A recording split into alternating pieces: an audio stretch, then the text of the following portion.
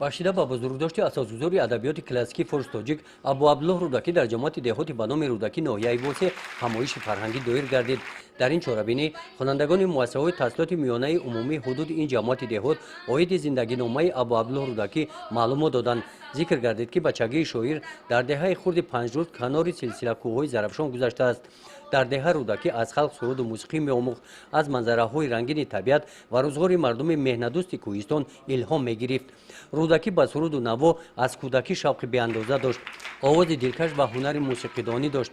ба ривояти дар деҳоти кӯҳистон гашта бо чанг дилу рӯҳи мардумро бо таронаву навоҳо шод мекард.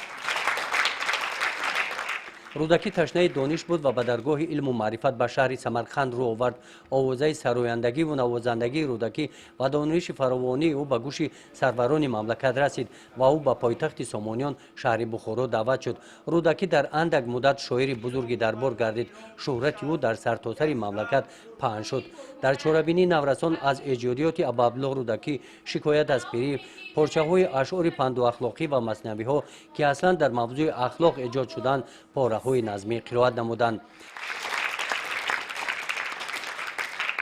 чорабинии мазкур бо ибтикори шуъбаи маорифи ноҳияи восе гузаронида шуда иштирокчиёни фаъол дар ҷанбас бо ифтихорномаҳо қадр карда шуданд. гузориши хоҷа назриф худойназар зуҳуров аз ноҳияи восе барои барномаи иттилоотии навид.